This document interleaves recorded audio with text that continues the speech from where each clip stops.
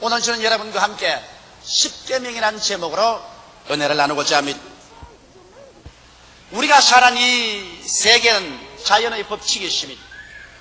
자연의 법칙을 하나님이 만들어 넣으시기 때문에 우리가 여기에서 잘 살려면 자연의 법칙에 순응하고 좋아해야 잘 살 수 있습니다.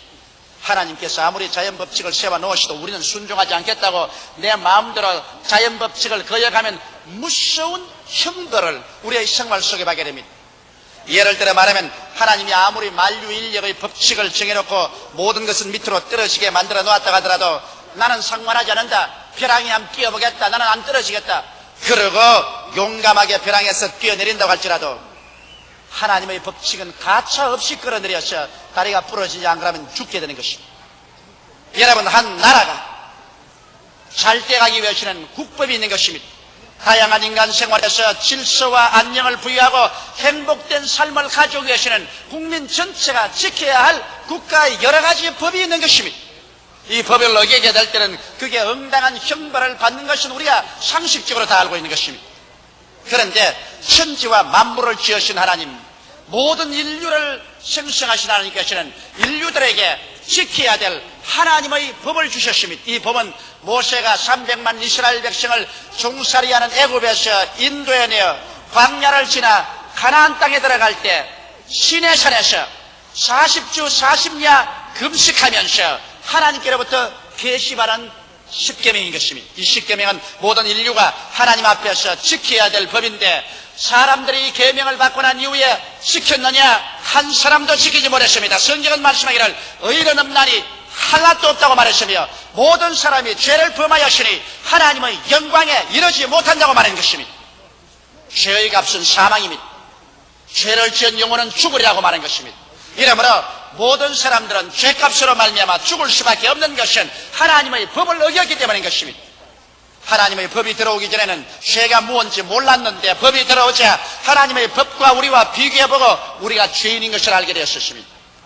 그래서 사람이 자기 행위로 말미암아 이롭다함을 얻어 천국에 들어갈 사람은 한 사람도 없습니다. 모두 다 죄를 짓고 멸망에 처하고 하나님의 심판의 대상이 되고 말하는 것입니다. 이래서 하나님이 인류를 구원하시기 위해서 그 아들 예수 그리스도를 보내신 것입니다. 죄 없이 동정녀 마리아의 몸에 태어나시고 33년 동안 율법의 1.1획도 어긴 적이 없으신 의로운 분으로서 여러분과 나의 대성물이 되셔서 십자가 재단에 올라가셔서 너희 죄, 나의 죄, 우리 과거, 현재, 미래 모든 죄를 예수님께서 혼자서 다 청산해버려 주신 것입니다.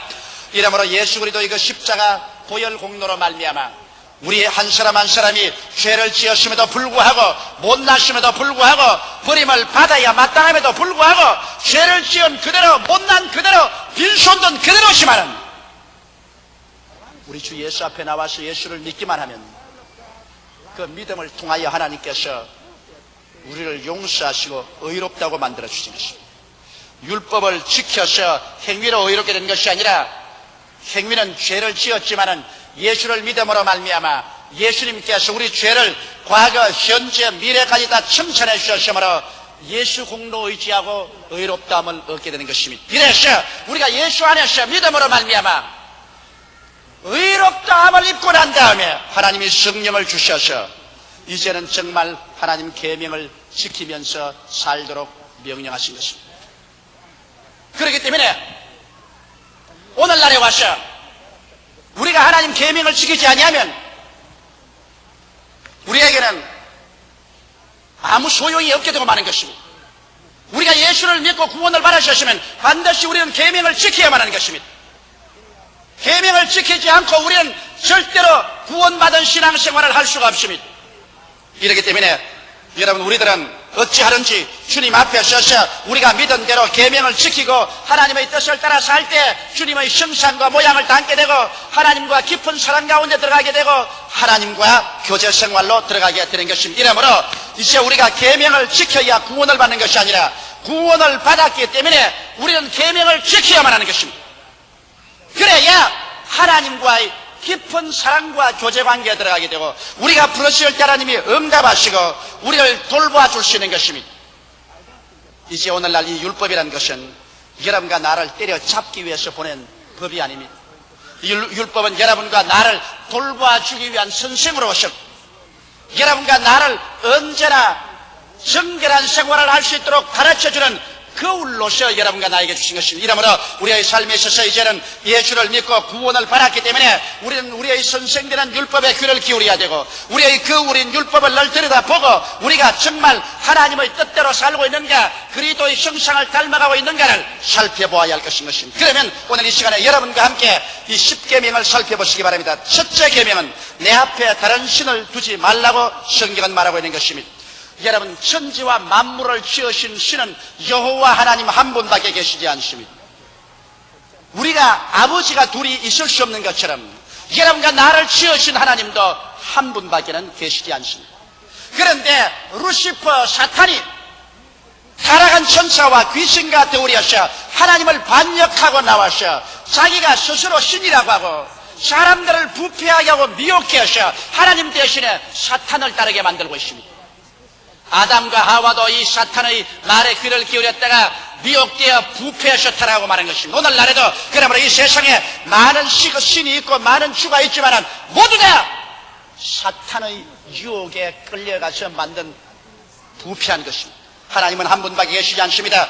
어떠한 교수가 하는 말이 반드시 예수를 믿어야 구원받는 것이 아니다. 다른 종교에도 구원이 있다. 이런 말을 한 사람이 있는데 그거 정말 정신없는 소리를 한 것입니다. 여러분, 천하 인간에게 구원받을 만한 다른 이름을 주신 적이 없다고 성경은 말하셨으며 예수께서 내가 곧 길이요 진리요 생명이니 나로 말미암지 않고는 아버지께로 올 자가 없다고 말하셨습니다.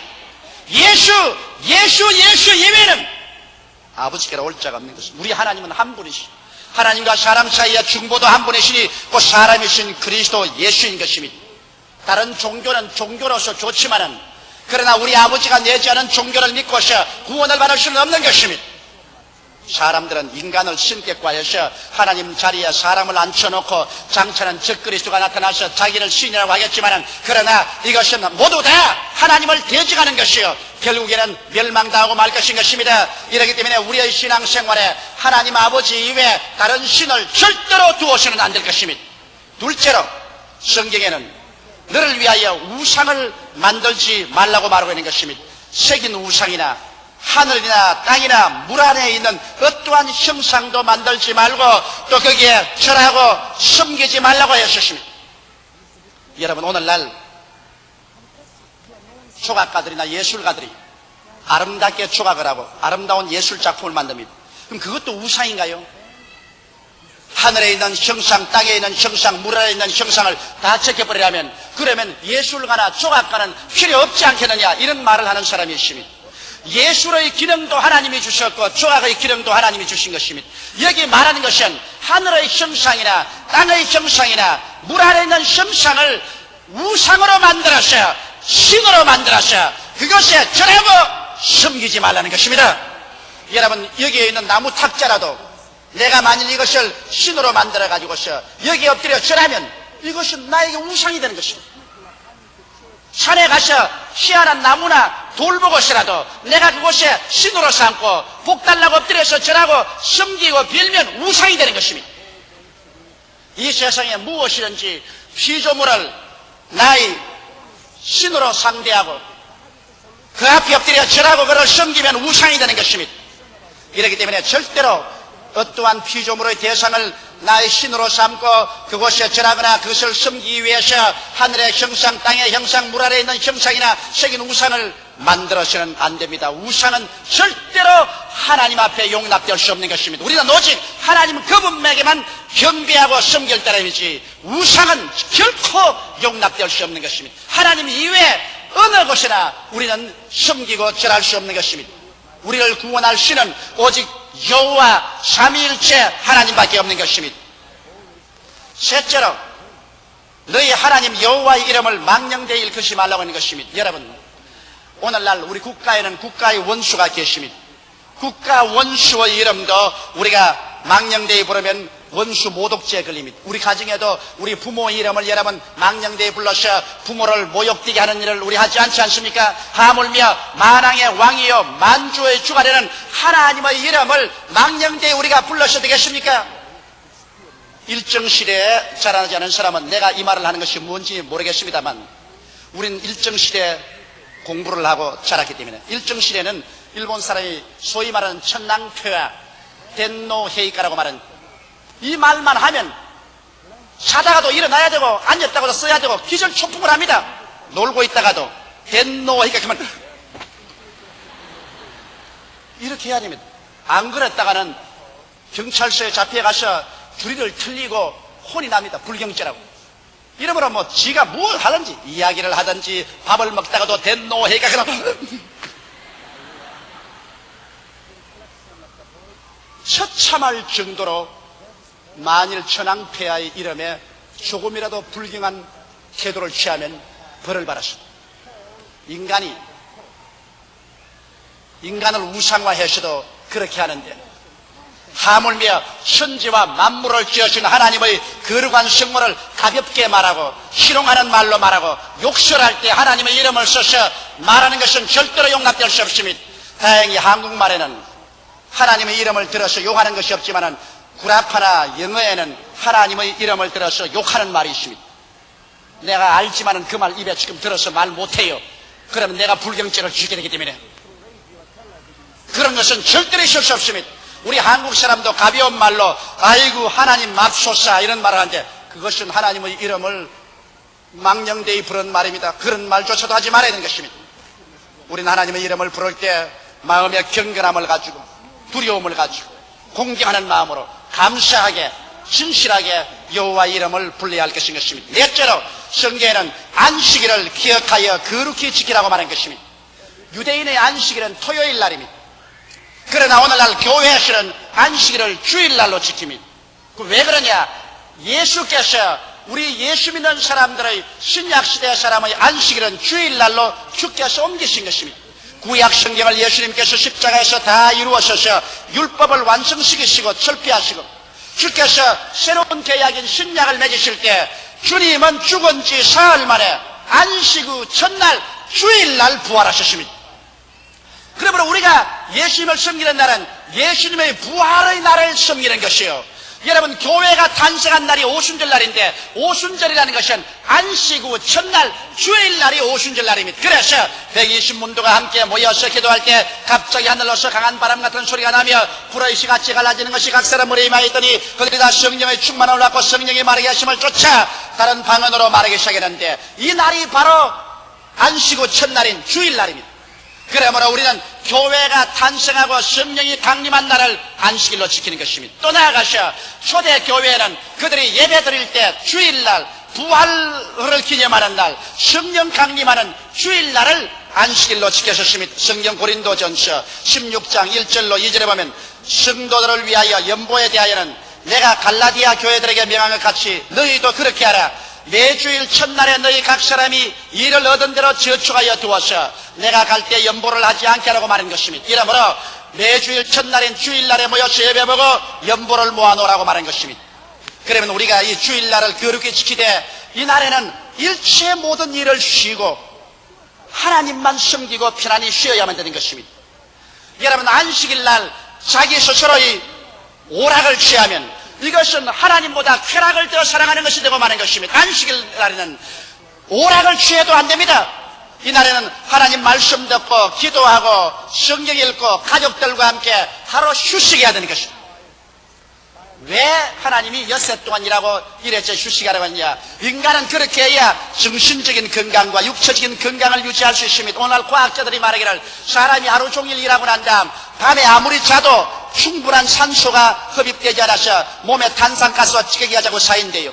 엿새 동안 탄산가스와 찌꺼기가 쌓인 것 일회째 하루 쉬어야 이것이 다 소절해 나오고 충분한 산소가 들어와서 몸이 새롭게 된다는 것입니다. 그렇지 않고 일에 하루 쉬지 않고 계속 일하면 몸에 탄산가스가 자꾸 집적되고 노폐물이 취직되어서 그래서 사람이 급기야 병들고 나중엔 치료할 수 없는 그와 같은 처참한 징에 떨어지고 만다는 것입니다. 오늘날 너무나 많은 사람들이 정신적으로 스트레스를 겪고 몸에 병들고 고통을 당하는 것은 엿새 동안 일하고 이랬지 하나님께 나와서 쉬며 하나님을 경외하지 않기 때문에 그런 것입니다.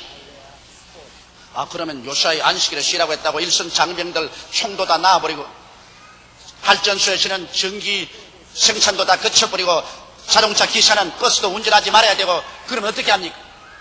여러분, 예수님도 안식일을 어긴 이유가 있습니다. 예수님께서는 안식일 날 또 병든 자는 고치기 위해서 안식일을 어겼습니다. 제 아들과 밀밭 사이로 지나가다가 배가 고프니까 밀밭에 밀을 뜯어서 비벼서 먹으니까 유대인들이 안식일 어겼다고 안식일 날 타작했다고 꾸짖을 때 예수께서 죄 없는 자를 죄 있다고 하지 마라. 내가 곧 안식의 주인이요 안식은 사람을 위해서 있다고 말한 것입니다. 그러므로 여러분, 안식일 날 내가 안 해도 될 일을 하면 죄를 짓습니다. 내 사리 사욕을 위해서 하면 죄를 짓습니다. 그러나 대중의 생명과 안녕 복지를 위한 것은 안식일을 어기더라도 하나님께서 용납해 주시는 것입니다.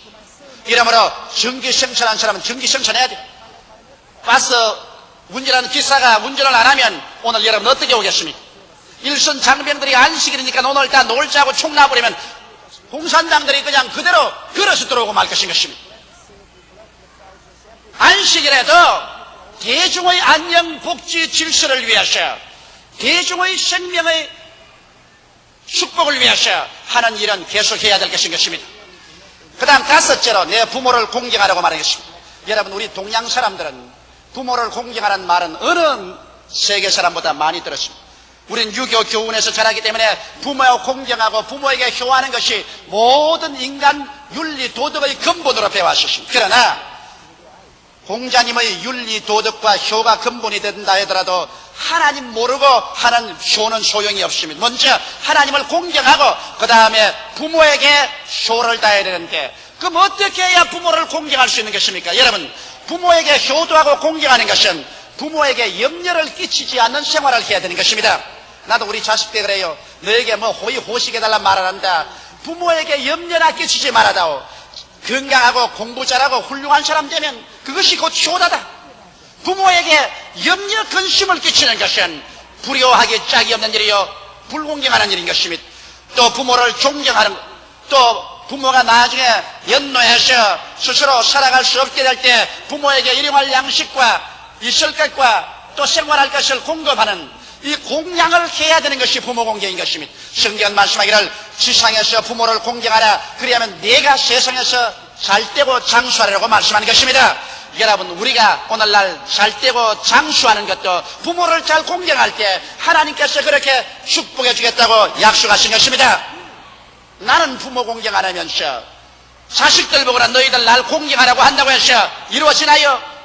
옛날에 자기 아버지를 고려장 하려고 지게에 짊어지고 가서 무덤을 파놓고 난 다음 그 노인을 넣어놓고 조금 먹을 음식을 주고서 지게를 버리고 오니까 따라온 아들이 하는 말이, 아버지 왜 지게 버리고 가요? 그 고려장 하기 위해서 할아버지 지고 온 지게인데 왜 가져가니까 가져가야지요. 그래야 또 아버지 늙으면 내가 짊어지고 와서 내버려야지요. 그 말을 듣고 기절초풍을 하고 난 다음에 그 지게에 도로 자기 아버지를 담아서 짊어지고 왔다는 이야기가 있습니다. 사람이 무엇으로 심든지 그대로 거두기 때문에 자기가 부모에게 잘해야 자식도 나중에 자기 부모에게 잘하게 되는 것입니다. 여섯째는 살인하지 말아야 했습니다. 살인은 말할 필요 없는 죄악입니다. 왜냐하면 여러분, 사람의 생명은 하나님이 주시고 하나님의 소유이기 때문에 자살해도 죄입니다. 오늘날 사람들이 남녀간에 자기만 자살하는 것이 아니라 자식들까지 데리고 동반 자살하는데 이것보다 더 깊은 죄가 없습니다. 왜? 자식의 생명은 자기 것이 아니라 하나님의 것입니다. 하나님이 잠깐 맡겨준 건데 자기 마음대로 자기 죽고 싶다고 자식까지 데리고 연탄가시를 핏든지 물속에 뛰어들어가는 것은 무서운 중벌죄인 것입니다. 말할 필요 없이 타살하는 것은 우리 윤리나 도덕적으로 국법으로도 허락하지 않고 있습니다. 사람을 죽이는 것은 하나님께 무서운 심판을 자초하는 것입니다. 일곱째 계명은 간음하지 말라는 것입니다. 고린도전서 6장 15절로 20절에 보면 너희 몸이 그리스도의 지체인 줄을 알지 못하느냐? 내가 그리스도의 지체를 가지고 창기의 지체를 만들겠느냐? 결코 그럴 수 없느니라. 창기와 합하는 자는 저와 한 몸인 줄을 알지 못하느냐? 일러시되 둘이 한 육체가 된다 하셨나니 주와 합하는 자는 한 영이라. 음행을 피하라. 사람이 범하는 죄마다 몸 밖에 있거니와 음행하는 자는 자기 몸에게 죄를 범하느니라. 너희 몸은 너희가 하나님께로부터 받은 바 너희 가운데 계신 성령의 전인 줄을 알지 못하느냐?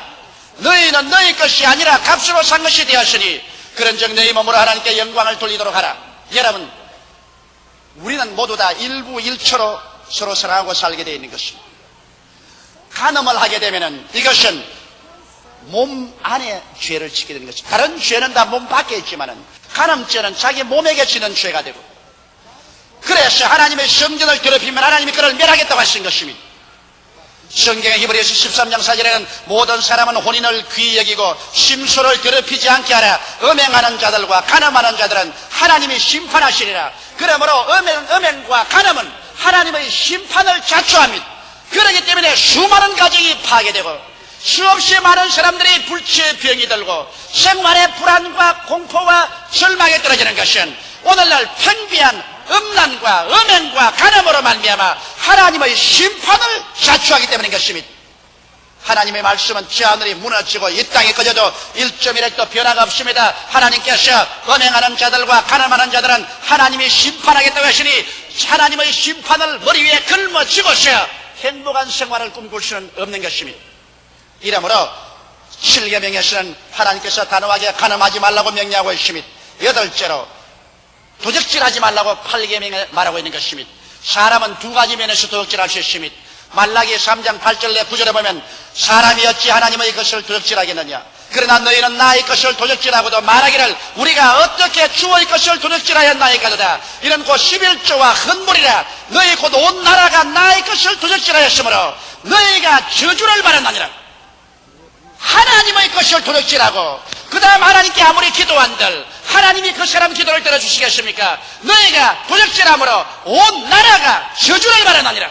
개인과 가정과 나라가 하나님 앞에 11조와 헌물을 도적질하고 저주를 받고 난 다음에 인간으로 아무리 힘을 쓰고 하신들 축복이 올 리가 있겠습니까? 이러므로 우리는 하나님 것 도적질하지 말아야 되고 또 나아가서 이웃의 것을 도적질하지 말아야 됩니다. 차라리 안 되면 구걸하면 구걸했지 도적질하는 것은 하나님 앞에 심판을 면할 수가 없는 것입니다. 그 다음 9계명에 내 이웃을 거짓 증거하지 말라고 말하고 있는 것입니다. 여러분, 전에 신문지상에 보니 우리 한국 사람이 가장 많은 죄가 무고죄라는 것입니다. 거짓 증거란 무고죄입니다. 회사에 있다가 나오면 상사의 죄를 무고로서 고해 바치고, 정부기관에 있다가 나오면 무고죄로 자기 상사의 죄를 무고해서 바치고, 그래서 다른 사람을 어찌한지 핥히고 상처를 입히고 넘어뜨리는 무고죄가 한국 사람들의 가장 무서운 죄 중에 하나라는 것을 내가 보았었습니다. 오늘날 하나님께서는 이 무고죄를 죄 없다고 하지 않습니다. 내 이웃을 거짓 증거하지 마라. 있는 말 없는 말 다 끌어내어 가지고서 거짓으로 거스려 남을 욕하고 남을 망치게 하려고 무고하는 사람은 반드시 자기가 나중에 그 무고에 해당하는 벌을 받게 되는 것입니다. 왜? 우리 한국 속담에도 되어주고 말로만 한다는 말이 있고, 하나님께서는 남을 심판하면 그 심판하는 것으로 자기도 심판을 받는다고 말하고 있는 것입니다. 이러므로 내 이웃을 거짓 증거하는 죄를 우리는 회개하고 그 죄에서 노연함 받아야 되는 것입니다. 10계명은 10번 탐내지 말라고 했습니다. 이웃의 아내를 탐내지 말고, 그 남종이나 여종을 탐내지 말고, 소나 나귀를 탐하지 말고, 이웃의 소유를 탐내지 말라는 것입니다. 여러분, 사람이 자기 분수대로 사는 것은 좋지만은 자기의 분수를 넘어서 욕망을 할 때 탐욕이 되는 것입니다. 다시 말하면 이것은 우상숭배가 되는 것입니다. 수많은 불행과 죄악이 탐심으로 말미암아 생깁니다. 공무원이 죄를 짓고 부정을 행하는 것은 탐욕이 들어오면 부정합니다. 사람들의 마음속에 탐욕이 들어오면 정상적인 사고방식을 잃어버리고 난 다음에 이외의 나쁜 짓을 하게 되는 것입니다. 이러므로 우리의 마음속에 탐욕을 회개하고 이것을 던져야 되는 것입니다. 여러분, 오늘 우리가 10계명을 살펴보게 될 때 이 10계명 중에 한 계명도 내가 어기지 않고 지금 살았다고 생각하는 사람 여러분 가운데 계실까요? 나는 아직까지 살면서 하나님의 10계명 중에 하나도 어김없이 살았다고 하는 사람 한번 손 들어 봐주시기 바랍니다. 계시면 내가 내려가서 엎드려서 절해드리겠습니다. 한 사람도 없습니다. 모든 사람이 죄를 범하였으니 하나님의 영광에 이르지 못합니다. 우리가 계명으로 말미암아 구원은 받지 못합니다. 오직 예수 그리스도의 십자가의 보혈을 믿어서 구원을 받게 되는 것입니다. 한 사람도 계명으로 구원을 받지 못하기 때문에 예수께서 오셔서 너희 죄 나의 죄를 대신 짊어지고 십자가에서 성산해 주셨으므로 이제는 남녀 노유 빈부 귀천할 것 없이 오직 믿음으로 구원을 받게 되는 것입니다.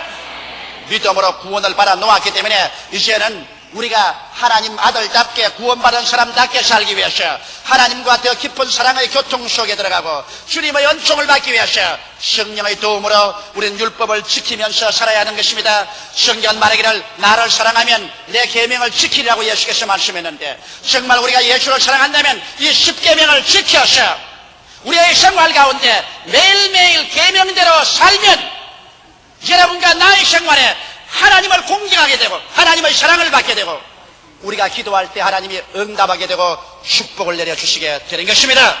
이러므로 구원받은 것을 감사하고 이 계명을 날로 지킬 수 있도록 우리는 성령님의 도움을 늘 간구해야 되겠습니다. 다 같이 계시게 기도드리겠습니다. 사랑이 많으시고 거룩하신 우리 아버지 하나님, 주님께서 우리를 불러셔서 구원시켜 주신 것을 감사하옵나이다. 죄를 짓고 불의하고 추악하며 버림을 받아야 마땅한 우리들을 주님께서 부르셔서 예수 십자가 보혈로 용서하여 주시옵소서. 구원하여 주신 것을 감사하옵나이다. 하나님 아버지, 우리는 율법 앞에서 모두 다 죄인이며 한 사람도 이 법을 피할 수가 없고 이 법 앞에 인정을 받을 수가 없습니다.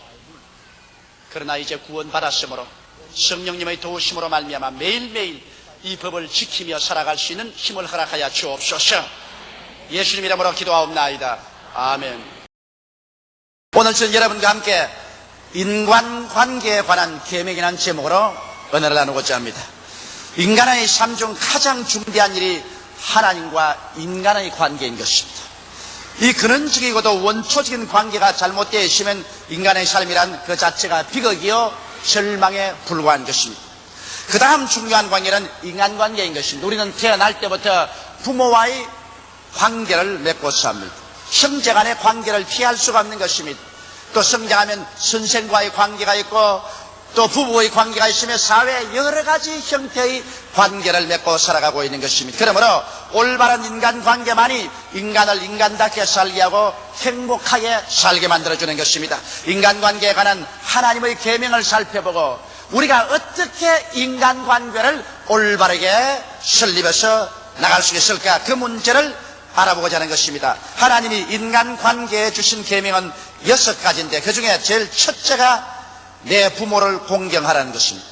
여러분, 사람들은 생각하기를 예수 그리스도를 믿는 사람들은 부모 공경을 안 해도 괜찮다, 그렇게 가르친다, 이런 비난하는 사람도 있습니다. 그러나 기독교 신앙에서 인간관계에서 가장 하나님께서 중요한 것으로서 제일 첫째로 명령한 것이 내 부모를 공경하라는 것입니다. 기독교 인간관계의 첫 계명이 효에 둔 것은 마치 여러분 동양의 공자님도 효를 모든 윤리와 도덕의 근본이라고 한 것과 같은 것입니다. 그러면 효라는 것은 무엇일까요? 여러분, 가장 단순한 것으로서 오늘날 효라는 것은 부모에게 이식주 문제를 해결해 드리는 것이 근원적인 효가 되는 것입니다. 요사이는 핵가족 제도가 되어서 결혼하면 자녀들은 다 상상이 집을 떠나가는 것입니다. 이것은 반드시 나쁜 것은 아닙니다. 성경에도 남자가 그 부모를 떠나 여자와 연합하여 한 몸을 이룰지라 해서 남자가 결혼하면 부모를 떠나라고 했습니다. 왜냐하면 같은 집에 있으면 서로 이해상관이 부딪히고 해서 시부모님 그 다음 아들을 며느리 간에 반드시 전쟁이 일어납니다. 전쟁이 일어나지 않은 가정이 없습니다. 그러므로 남자가 그 부모를 떠나 여자와 연합하여 한 몸을 이룰지라고 했지만은, 그러나 이제 떠나 있던 같이 있던 간 여하간 가장 근원적으로 자녀가 부모 효도에서 해야 될 것은 부모의 이식주 문제를 해결해 드리는 것입니다. 부모가 먹고 입고 자고 깨고 살아가는데 근심 없이 해줘야 그것이 가장 근원적인 효도지. 그런 것 안 하고서 자기들은 먹고 입고 마시고 살면서 부모들은 내 몰라라고 내어 던져버렸는지, 안 그러면 양로원이나 보내서 쓸쓸하게 살도록 만들어 놓는다면 이것은 지극히 불의한 것이 되고 마는 것입니다. 그러면 부모에게 이식주 문제만 해결해주면 효가 되나요? 그렇지 않습니다. 그 다음 나아가서 부모의 마음을 편하게 해드리는 것이 효인 것입니다. 어떻게 하면 부모 마음을 편하게 할까요? 여러분, 형제간에 물고 찢고 부모 앞에서 싸우면 부모의 마음이 편하겠어요? 혹은 자식이 음란하고 방탕하고 술 취하고 허랑하여 몸을 내어 던져서 죄야로 부모에게 근심거리가 되게 하고 난 다음에 효를 할 수가 있어요? 여러분, 이 세상에서 부모에게 효하는 것이 가장 윤리의 근본이 되는 것은 부모에게 효하다면 부모의 의식주 문제만 해결할 뿐 아니라 부모의 마음을 편안하기 위해서 나의 행동 거지를 조심하게 되고 형제간에 우애하게 되므로 반드시 윤리와 도덕적인 생활을 하게 되는 것입니다. 또 그뿐 아닙니다. 부모에게 효하다는 것은 부모의 이름을 욕되게 하지 말아야 됩니다. 이 세상에 나가서 사람들에게 지탄을 받고 손가락질을 받고 낭패로운 인생사를 살아서 저 누구의 자식이고 저 애비가 누구고 그 어미가 누구 아니었던가 이렇게 함으로 말미암아 부모의 이름에 욕되게 하는 것은 절대로 효성스러운 삶이 아닌 것입니다. 성경에는 하나님께서 효를 얼마나 중요하게 여겼던지 내 부모를 공경하라 그리하면 너가 세상에서 잘되고 장수하리라고 말씀한 것입니다. 하나님의 10계명을 모두 다 지키지 않으면 모두 다 벌받겠다고 했는데 오직 부모 효도에 대해서만은 벌받았던 말하지 않고 하나님께서 축복을 약속한 것입니다. 부모 효도 잘하면 너 세상에서 잘되고 너가 장수하게 된다고 말하셨습니다. 그러므로 우리는 구태여 꼭 세상에서 잘되고 장수하려고 부모에게 효도할 것이 아니라 우리 인생으로서 하나님 앞에서 지음을 받은 사람이면 하나님의 계명을 지켜야 하나님의 사랑을 받고 하나님과의 교제가 깊어지고 하나님의 은총을 입을 수가 있는 것입니다. 하나님과 원수되고 하나님께 미움을 받고 난 다음에야 인생이 이 세상에서 성공적으로 살아갈 수가 없는 것입니다. 그러므로 하나님께서는 하나님과 깊은 교통과 은혜를 가지고서 살 수 있게 하기 위해서는 부모를 공경하라고 성경은 말하고 있는 것입니다. 이러므로 오늘 이 시간에 우리는 우리의 가슴 위에 손을 얹고 내가 진실로 하나님을 잘 믿고 하나님께 영광을 돌리는 삶을 살고 좋은 크리스찬이면 부모를 공경하고 살았는가? 부모의 의식주 문제를 해결해 드리고 있는가? 부모의 마음을 편안하게 해드리고 있는가? 혹시 나의 어느 심사 행동에서 부모의 이름을 욕되게 하고 살고 있지 않은가? 이러한 것을 생각하고 불효한 삶에서 우리는 돌이켜야 될 것입니다. 하나님께서 인간관계 속에서 가장 미워하는 죄가 부모에게 불효하는 죄인 것입니다.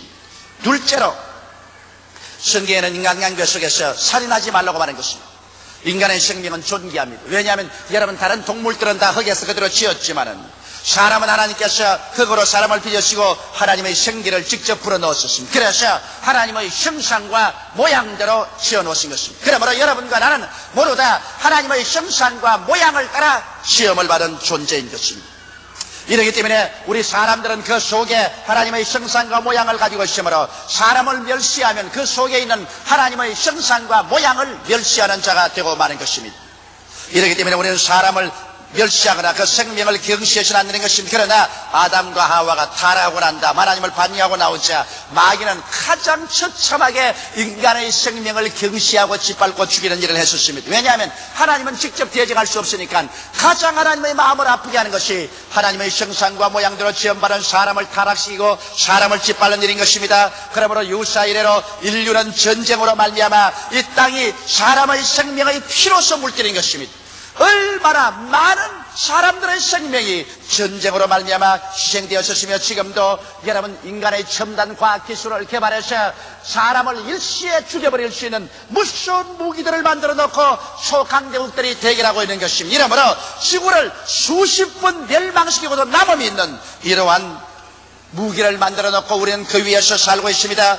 이것이 바로 마귀가 하나님의 형상과 모양대로 지음받은 사람들을 철저히 파멸하려고 하는 계획인 것입니다.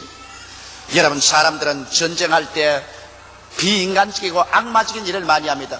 지금 미국이나 서독 그리고 이스라엘에서 눈에 불을 켜고 잡아서 심판하려고 하는 사람이 있습니다. 그건 맹겔이라는 의사입니다. 나치하에서의 독일의 의사인데 이 사람은 저 헝가리의 아우슈비츠에서 소위 자기들이 유대인들을 멸한다고 해서 맹겔 한 사람이 여러분 유대인 100만 명 이상을 죽였습니다. 그것도 그냥 죽인 것이 아니라 가스실에 목욕시킨다고 목욕하러 들어가라고 해서 전부 옷 뺏겨가지고서 부녀자 포함해서 100여만 명을 가스실에 넣어서 죽였어.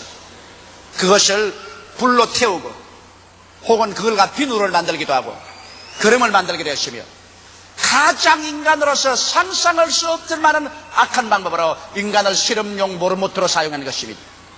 그러한 맹겔, 어떻게 사람이 사람을 그렇게 처참하게 죽일 수가 있는 것입니까? 그 사람을 지금 온 세계가 잡으려고 하고 있습니다. 2차 대전이 끝나고 난 다음 그는 쫓기는 사람이 되어서 독일에서 유럽에서 잊지 못하고 남미로 도망을 쳐서 처처에 돌아다니다가 결국 물에 빠져 죽었다고 해서 요사이 법의학자들이 와서 그 남은 해골들을 파내가지고서 진실로 맹겔인가 아닌가 조사를 하고 있는 것입니다. 그는 한평생을 남을 죽이고 난 다음 자기 스스로는 쫓기는 삶을 살고 무덤조차 파헤쳐서 법의학자들이 그 해골들을 지금 맹겔이냐 이제 조사하고 있는 처지인 것입니다. 이러한 사람이 여러분 하나님 앞에서 심판을 피할 수 있을 것이라고 생각합니까? 오늘 인류는 정치적인 수단으로 혹은 보복으로서 수많은 사람을 죽입니다. 히틀러만 사람을 죽인 것이 아니라 스탈린 같은 사람 자기의 정치적으로 공산주의를 확립하기 위해서 자기 동족 2천만을 죽였으며 모택동이는 4천만을 죽였다고 합니다. 여러분 점점 사람들은 악하게 되었어요. 요사이에 보면 강도들도 쫓기면 그대로 칼로 찔러버립니다. 옛날엔 좀처럼 그런 비극적인 살해를 안 했는데 이제 사람의 생명의 가치를 짐승봐도 못하게 먹이는 것입니다. 이것은 이 세계가 이제는 말세의 마지막 병적인 형상으로 떨어졌다는 것을 볼 수 있는 것입니다. 낙태도 여러분 살해입니다. 수많은 여성들이 낙태를 합니다. 1년에 수천만 명의 생명들이 낙태가 되어서 태어나기도 전에 죽습니다. 성경은 살인하지 말라고 하셨습니다. 여러분 낙태가 살인이 아니라고 생각하는 사람은 가장 어리석은 사람인 것입니다. 이미 뱃속에서 생명이 된 것은 태어났든 태어나지 않았든 그런 하나의 생명인 것입니다. 요사이 사람들은 사람 죽는 것보다도 그것은 뉴스로 만드는 것이 더 재미가 있는 것 같습니다. 제가 이번 일본에 있을 때 일본의 도요다 상사 회장이 살해되는 장면을 텔레비에서 보았었습니다. 일본의 거대한 회사인 도요다 상사가 부정을 행해서 일본 뉴스에 초점이 되었습니다. 도요다 회사 사장이 있는 아파트 앞에 신문 기자들과 텔레비 카메라 기자들이 구름대같이 모여있는데 바로 그 텔레비 카메라 앞에서 기자들 앞에서 괴한들이 그 집을 뚫고 들어가서 이렇게 큰 칼로서 찔러 죽이는데 카메라맨은 그거 찍기에 바쁘고 신문 기자들은 그거 적기에 바쁘고 한 사람도 찔러 죽이는 건 말리지 않았었습니다. 이 세상에 사람 죽는 것 취재하는 게 바빴지 사람의 생명을 구하겠다는 것은 추워도 관심이 없는 몰인정하기 짝이 없는 시대에 우리는 살아가고 있는 것입니다. 이러므로 성경은 뭐라고 말합니까? 살인하지 말아야겠는데 살인은 어떻게 하느냐? 성경은 말합니다. 이 세상의 생명이 끝나고 난 다음 하나님 심판대 앞에 서게 될 때 살인한 자는 불과 유황으로 타는 못에 참여하라고 말한 것이니 살인해도 아무도 그를 고발하지 않는다고 생각하면 안 됩니다. 하나님의 계명은 그를 고발합니다. 영원하신 주권자 되신 하나님 앞에서 그를 고발해서 그 살인자는 불과 유황으로 타는 못에 들어가 세세토록 이를 갈며 고통당하는 미래의 심판이 있는 것입니다. 셋째로는 성경 말씀에 간음하지 말라고 말하셨습니다. 결혼은 하나님이 세우신 가장 거룩한 제도입니다. 성경에 보면 인생에 세운 제도 중에 가장 먼저 된 제도가 결혼인 것입니다. 남자가 그 부모를 떠나 여자와 연합하여 한 몸을 이룰지니라. 그래서 이 결혼이란 제도를 통해서 인류의 사회가 형성되고 국가가 형성되고 인류 문화가 발전된 것입니다. 그러므로 결혼이 파괴되면 가정과 사회와 인류가 파괴됩니다. 여러분 역사를 통해서 보게 될 때 하나님께서 집단적으로 인류를 심판한 것은 언제나 음란할 때 심판하셨습니다. 소돔과 고모라가 음란하고 방탕하여 다른 색을 쫓아갈 때 하나님께서 소돔과 고모라를 멸해버렸습니다. 그래서 사해로 그 도시가 사라져버리고 마는 것입니다. 주 79년에 저 이탈리아의 남부 폼베이 섬이 가장 문화가 발달된 도시 중에 하나요. 사람들이 잘 먹고 잘 입자 그때 가장 음란하고 방탕한 도시였습니다. 전체 음란하고 방탕한 것이 꽉 들어찼습니다. 그러자 하나님 어떻게 했습니까? 비스비우스 화산이 폭발하게 해서 일시에 그 도시가 화산재에 파묻혀서 그대로 다 불타 죽어버리고 마는 것입니다. 오늘 폼페이의 시를 다시 파헤쳐놓은 거 보면 어느 곳에 가나 음란하고 더러운 벽화를 그려놓고 있습니다. 그러나 그 도시는 멸망을 받고 말았습니다. 대로마 제국이 멸망한 것은 그들이 음란하고 방탕함으로 말미암아 간달주고의 침략을 받아서 멸망당하고 말한 것입니다. 그러므로 어느 개인이고 가정, 어느 사회고 국가고 도덕적으로 문란해서 음란하고 방탕하고 난 다음에 그 개인이나 가정이나 국가나 사회가 성하게 나아간 적이 없습니다. 파멸되고 말한 것입니다. 여러분, 오늘날 세계 문명은 말기 현상을 뚜렷이 보여주고 있습니다. 왜냐하면 오늘날처럼 잘 먹고 잘 입고 그리고 과학이 첨단으로 발전된 시대는 없었습니다만 오늘 이 세계 속에 사는 사람들이 도덕적으로 부패할 대로 부패했습니다. 음란할 대로 음란하고 방탕할 대로 방탕했었습니다. 도저히 상상할 수 없을 만한 음란함이 세계에 숭창같이 물이 흘러가고 있습니다. 이러므로 말미암아 이것은 세계 인류 문명의 말기 현상을 보여주는 것입니다. 더 이상 이 문명이 심판받지 않고 이대로 존속할 수 없을 것을 하나님 앞에서 증명하는 것입니다. 그렇기 때문에 우리들은 오늘날 도덕적으로 이 세계는 심판을 받게 되시며 말세가 되었다는 것을 말하고 있는 것입니다. 더구나 상황윤리와 같은 윤리를 만들어서 서로 좋아만 하면 아무리 간음해도 죄가 안 된다고 말합니다. 그 결과가 오늘날의 젊은이들 세계 및 성인사회에 범람한 성범죄를 가져오고 말한 것입니다. 그렇다고 해서 하나님 심판은 안 일어나요? 장차 물론 심판했지만 지금 벌써 심판하고 있는 것입니다. 여러분, 음란하고 방탕한 사람치고 정신적인 황폐와 자기 멸시 속에서 행복한 사람이 없습니다. 무서운 성병들을 보십시오. 오늘날에 와서는 후천성 면역결핍증이라는 병이 있습니다. 이것은 동성연애자들이나 더러운 성적 관계를 하는 사람들에게 들리는 병으로서 미국의 구라파에 만연하고 일본에도 후천성 면역결핍증이 만연하고 있는데 이 병은 약이 없습니다. 걸리면 죽습니다. 벌써 하나님께서 심판의 손을 내려놓고 있는 것입니다.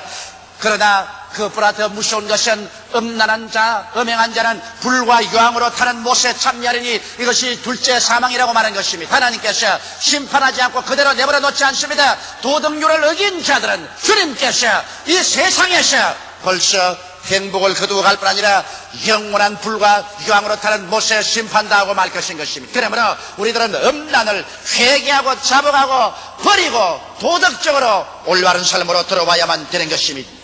넷째로 주님께서 주신 계명은 도둑질하지 말라는 것입니다. 오늘 사람들은 여러분 쉽게도 이웃을 도둑질하고 사회, 국가 혹은 하나님 것조차 도둑질하는 것입니다. 세계적으로 봐서 오늘날 여러분 백화점 같은데 물건이 얼마나 많이 도둑 많은지 형언할 수 없다고 하는 것입니다. 정신적인 것도 도둑질하고 지적인 산물도 도둑질하고 사물에 있어서 남의 것을 알게 모르게 훔치면서 사람들은 살아가고 있는 것입니다. 어떤 사람이 나는 이런 간증을 들었었습니다. 하루 종일 자고 나니까 도둑놈이 들어왔어요. 물건을 다 훔쳐갔어요. 근데 교회에 잘 나오는 분입니다. 어찌 억울한지 하나님께 엎드려서 하나님 이 도둑놈 잡아주십시오. 그리고 어찌 하나님이시여 나를 도둑놈을 지켜주지 않고 우리 집에 와서 이렇게 도둑질하게 합니까? 그렇게 울고 기도를 하니까 마음속에 성령께서 말하기를 이 사람아 피장파장이다. 무슨 말입니까? 도둑놈이 내 물건 도둑질해 가는 것이나 너가 나 11조 도둑질한 것이나 도둑놈은 다 똑같은 도둑놈 아니야? 너 언제 내게 11조 내느냐? 너는 하나님의 것을 마음대로 도둑질하고도 이제 너희 집에 와서 도둑놈이 물건 훔쳐갔다고 해서 그렇게 억울하냐? 그 말을 듣자마자 그냥 깜짝 놀랐답니다. 통이하고 저보고 하나님 아버지여 내가 도적마다 마땅합니다. 전에는 왜 도둑 만났냐고 억울하다가 도적 만나도 마땅합니다. 내가 하나님께 도둑질했으니 도둑놈이 와서 내 물건 도둑질하는 건 마땅하지 않습니까? 하나님이여 이제부터는 나는 11조 도둑질하지 않고 주님 중심으로 살겠습니다. 이렇게 결심하고 그때부터 하나님 앞에서 11조 도둑질을 하지 않았다고 그런 말을 하는 간증을 제가 들어보았습니다. 여러분, 도둑질하는 사람은 자기 양심을 거스르고 하나님을 거스를 뿐 아니라 자기와 하나님께 버림받은 삶을 사는 것입니다. 왜냐하면 도둑질에서 일단 한번 신용을 잃어버리면 그 사람은 이 세상에 살았다나 죽은 자인 것입니다. 사람들은 서로 신뢰함으로 교통하고 장사도 하고 돈도 구워주고 삽니다. 그러나 저 사람은 언제나 자기 이웃을, 사회를, 국가를, 하나님 것을 도둑질하는 신용할 수 없는 사람이라고 낙인 찍혀지면 사람들에게도 버림받고 사회에서 버림받으며 하나님에게조차도 버림받고 마는 것입니다. 이러므로 도둑질하는 사람은 회개하고 자기의 손으로 땀 흘려 일해서 남에게 도움을 줄 것이 있도록 해야 될 것인 것입니다. 나는 이런 이야기, 실화를 들어봤었습니다. 이거는 한국에서 실제로 있은 이야기인데 한 번은 도둑놈이 여자 기숙사에 들어가서 물건을 훔쳤어요.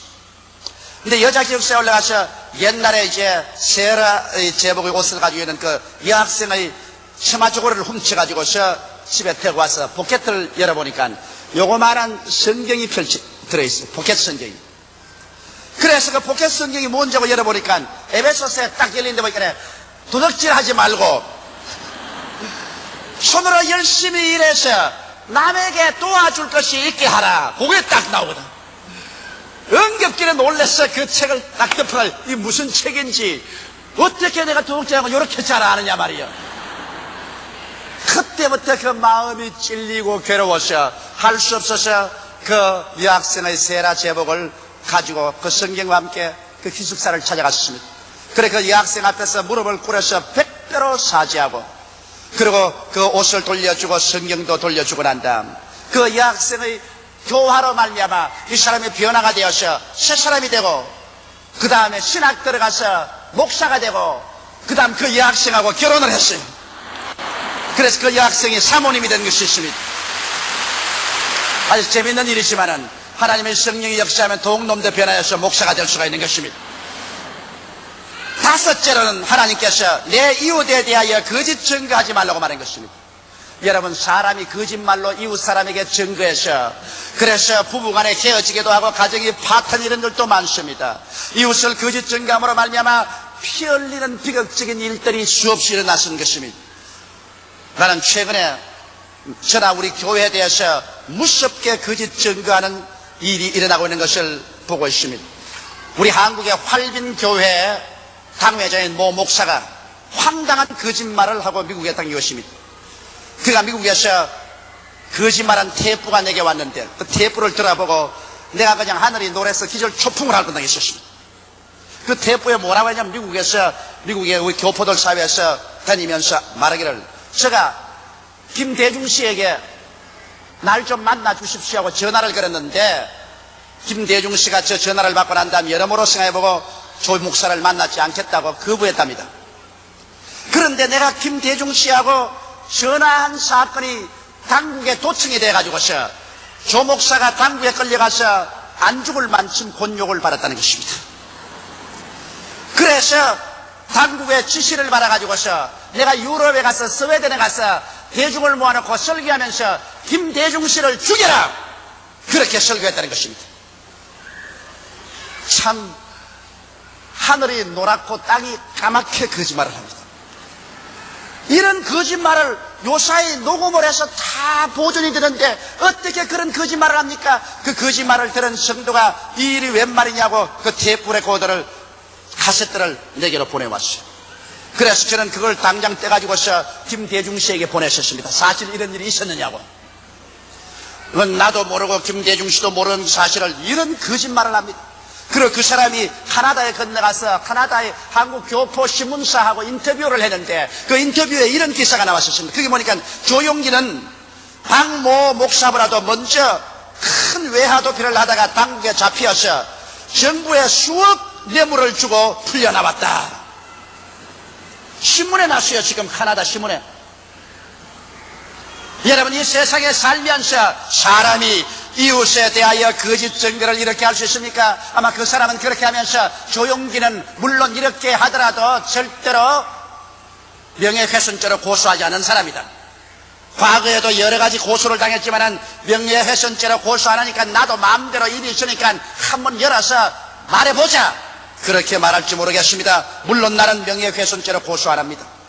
오른뺨을 치면 왼뺨을 돌려대고 속옷을 달라면 겉옷을 주고 오리를 가지면 십리를 가라고 성경에 말씀했기 때문에 성경은 원수 갚는 것이 내게 있으니 내가 갚으라고 했기 때문에 저는 명예훼손죄라 고소는 하지 않습니다만 그러나 이 사람을 고소하는 자가 있습니다. 이것은 누구냐?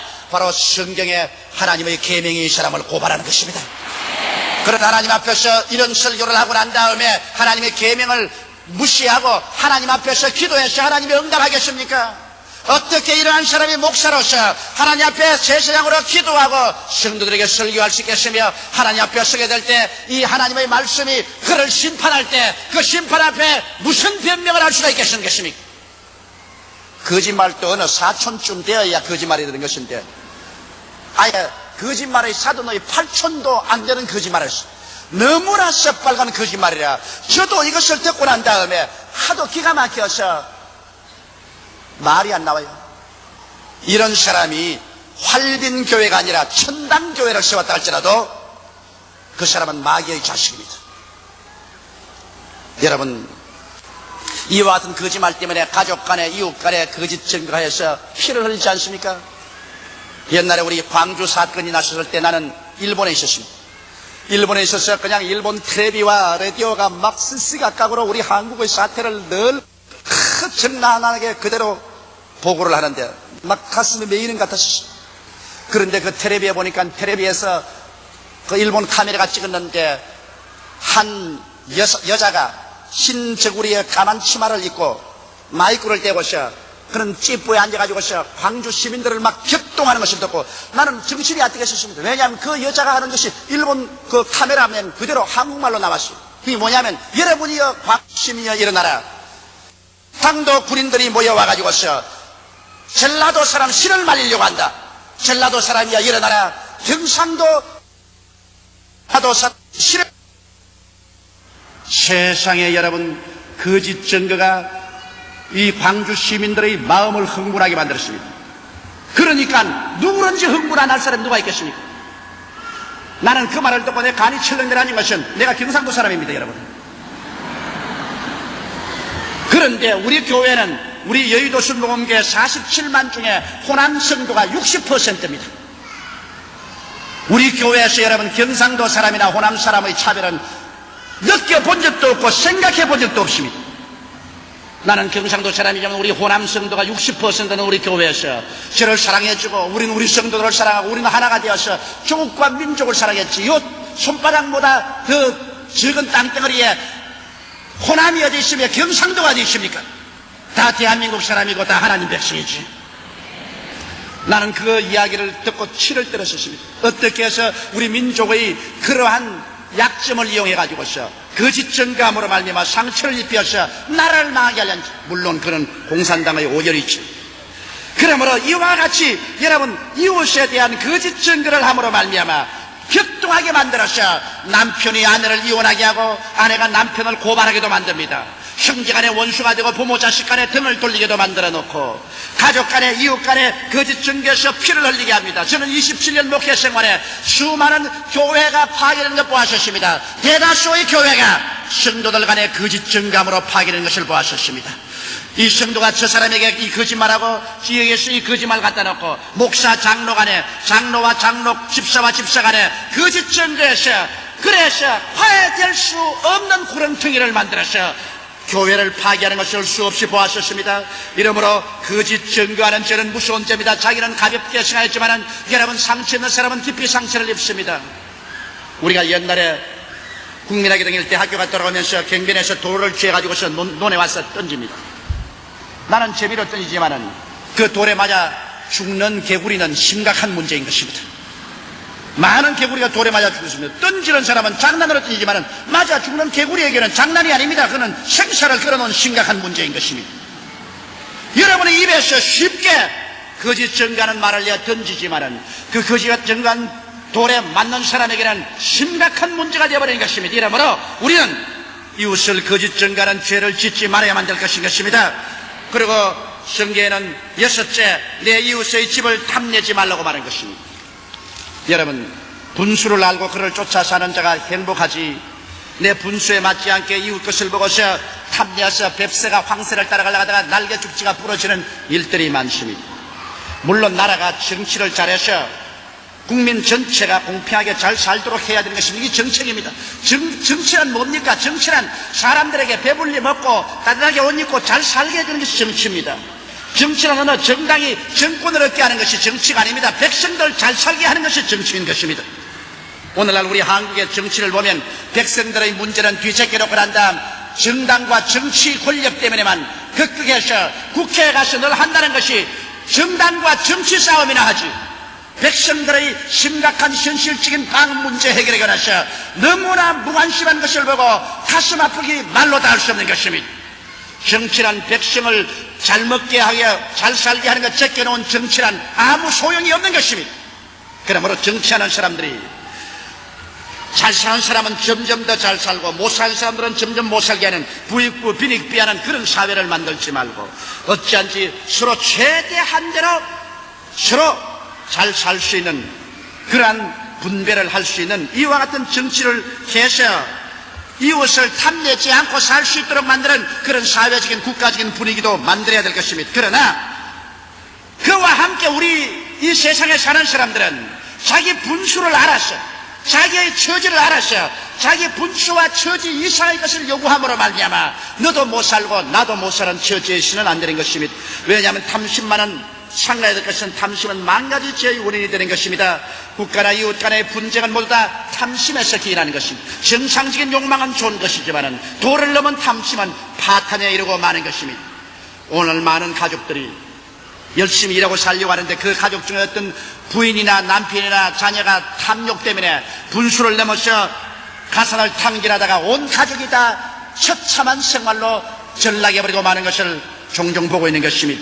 여러분, 하나님의 계명을 거스르는 것은 자기 양심을 거스리고 하나님을 거스르는 것이 됩니다. 그 결과로 그런 사람은 자기의 양심을 적으로 돌리고 하나님과 원수가 되어 살게 됩니다. 그와 같은 삶은 금세나 내세 모두 다 버림받은 삶이 되는 것입니다. 성경에는 대제하기에게는 그 마음에 평강이 없는지라고 말하고 있는 것입니다. 하나님의 법을 짓밟고 하나님의 법을 무시해버리는 사람은 악인이요, 그 악인에게는 부귀영화 공명이 다 있어도 결코 그 마음에 평강이 있을 수가 없는 것입니다. 우리들은 이와 같은 죄를 모두 다 예수님의 보혈로 씻고 새롭게 되어 하나님의 계명을 쫓아 살아야 될 것입니다. 이 세상에 계명 앞에서 볼 때 죄를 짓지 않은 의인은 한 사람도 없습니다. 모든 사람이 죄를 범하였으니 하나님의 영광에 이르지 못합니다.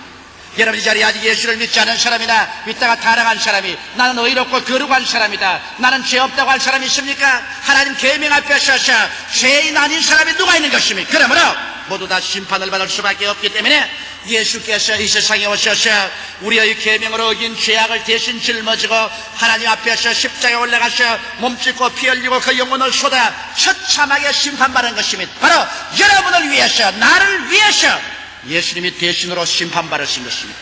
이러므로 오늘날에 와서 계명을 어긴 남녀노유 빈부 귀천의 죄인들이다 예수를 통해서 그 보배로운 피로 죄사함을 받을 수가 있는 것입니다. 죄수심을 받습니다. 그러나 예수를 믿고 난 다음에는 우리가 계명을 지켜야 하나님과 깊은 교제가 이루어지고 하나님의 사랑을 받고 하나님의 은혜를 받고 하나님의 축복을 받을 수 있고 기도가 응답되는 것입니다. 그러나 예수 믿고 구원을 받았을 때 계명을 어기고 사는 사람은 계명으로 말미암아 끊임없이 심판을 받습니다. 끊임없이 꾸중을 받습니다. 하나님께 징계를 받고 채찍을 받게 되는 것이요, 하나님의 사랑을 받지 못하고 기도가 응답받지 못하고 그 마음의 행복을 잃어버리고 마는 것입니다. 이러므로 예수를 믿기 때문에, 구원받았기 때문에 우리는 계명을 지키고 살아야 됩니다. 계명이란 우리를 괴롭게 하기 위해서 준 것이 아니라 계명이란 우리를 참으로 행복하게 살 수 있게 하기 위해서 하나님께서 우리에게 주신 것입니다. 웅덩이가 있는데 그 선을 넘어가면 웅덩이에 빠지면 빠져 죽을 것입니다. 그런데도 불구하고 웅덩이 있다고 말 안 하면 수많은 사람이 빠져 죽지 않겠습니까? 여기에 줄을 쳐놓고 건너가지 마시오, 웅덩이는 위험합니다. 이것이 바로 계명인 것입니다. 하나님의 계명은 여러분과 나의 생명을 보존하고 영혼이 잘됨같이 범사에 잘되며 강건하고 생명을 얻되 더 풍성히 얻고 살 수 있게 하기 위해서 하나님께서 여러분과 나에게 이것을 지켜라고 주의로서 주신 것입니다. 이러므로 계명을 지키는 자는 하나님을 사랑하는 자요, 하나님께 사랑을 받고 그들이 무엇을 하나님께 기도한지 응답을 받습니다만, 계명을 어기는 자는 하나님을 사랑하지 않은 자요, 하나님께 미움을 받고 이러한 사람은 징계와 채찍을 면할 수가 없을 것입니다. 구원은 예수 그리스도의 십자가 보배로운 피의 공로로 받지만은 사랑과 축복은 계명을 지킴으로 말미암아서 하나님 앞에서 얻을 수가 있는 것입니다. 우리 다 같이 고개 숙여 기도드리겠습니다. 사랑이 많으시고 거룩하신 우리 아버지, 내 부모를 공경하라, 살인하지 말라, 간음하지 말라, 도둑질하지 말라, 네 이웃을 거짓 증거하지 마라, 네 이웃의 집을 탐하지 말라. 인간관계에 관한 계명을 우리 아버지여 지킬 수 있게 도와주시옵소서. 우리는 과거에 한결같이 계명들을 어기고 범죄하고 살았었습니다. 그 결과로 얻은 것은 영과 마음과 몸과 생활에 상처밖에 없습니다. 하나님 아버지, 오늘 계명을 어기고 살한 죄를 회개하고 자복합니다. 주 앞에 회개하고 자복하오니 주님께서 보혈로 씻어 주시옵시고 우리 아버지여 저를 정하게 하여 주시옵소서. 우리 성도들을 정하게 하여 주시옵소서.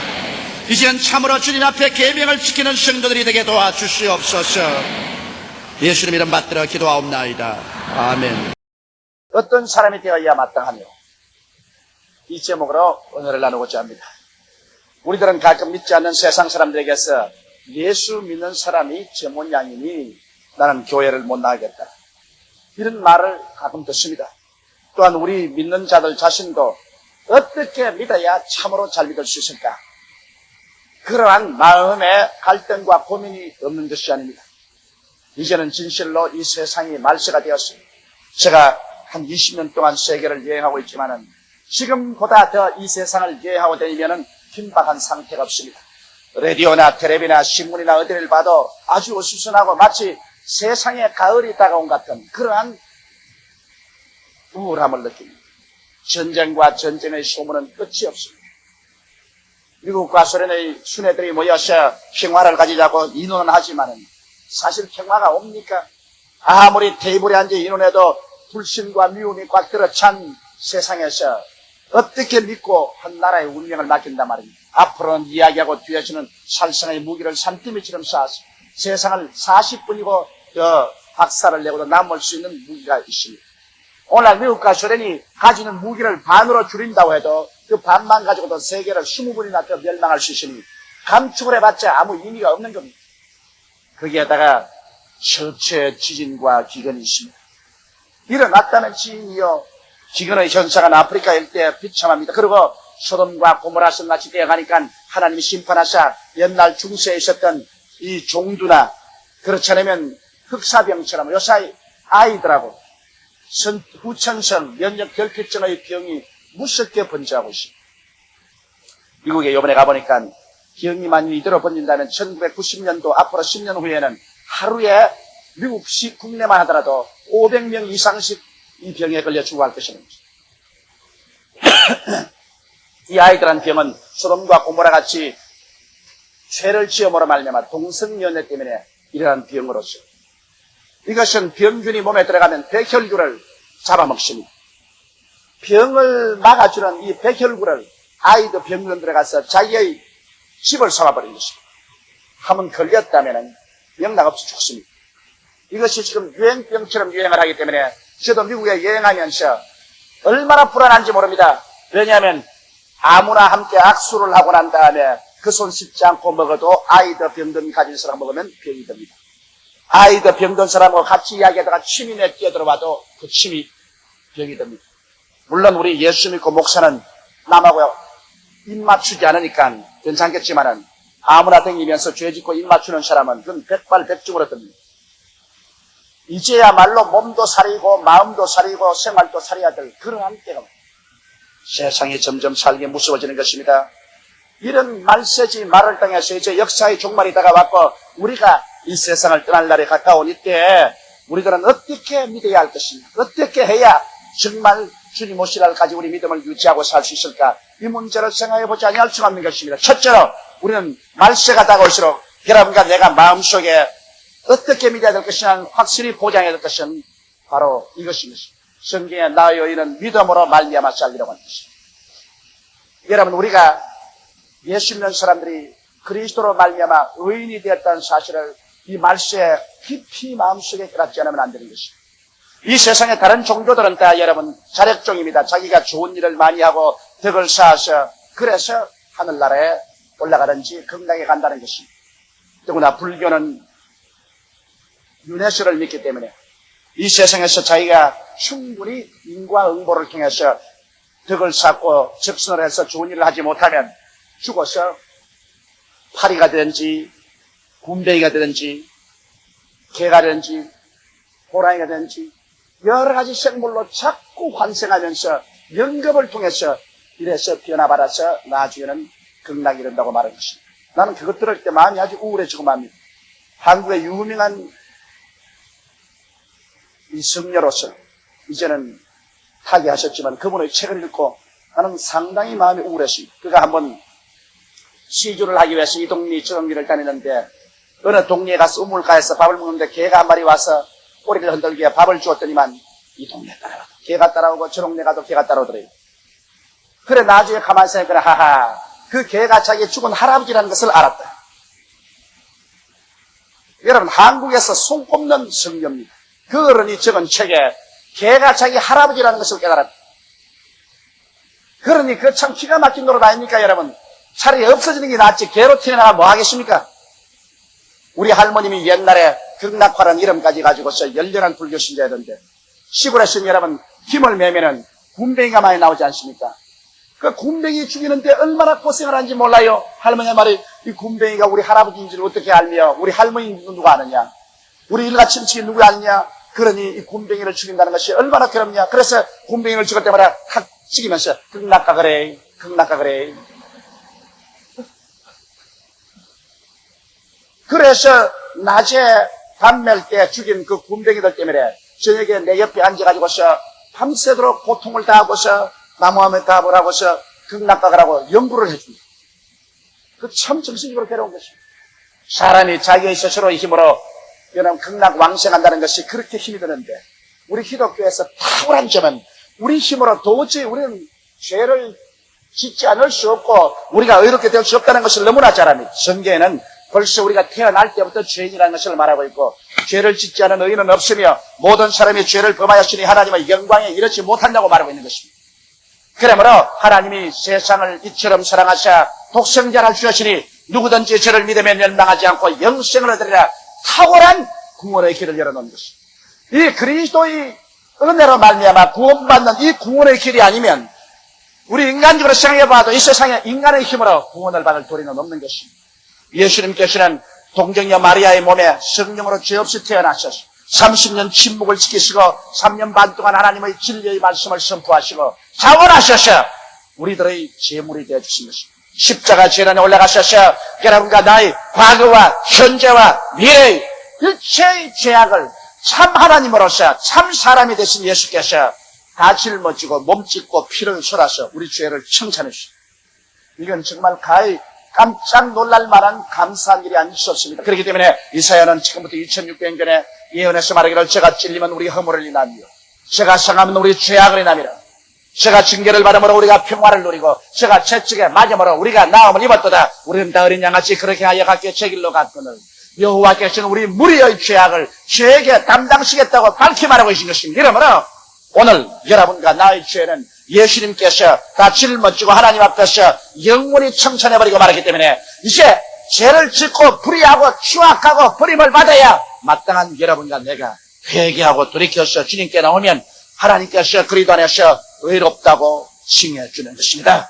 의롭다고 칭한다는 것은 한평생에 죄를 한 번도 안 지은 사람처럼 취급해준다는 그 말인 것입니다. 여러분, 한평생에 죄를 한 번도 안 지은 적이 있어요? 한 번도 죄를 안 지은 사람이 여기 있어요? 그런데도 불구하고 하나님께서는 여러분이 한 번도 세상에서 죄를 안 지은 사람으로 취급해 주겠다는 것입니다.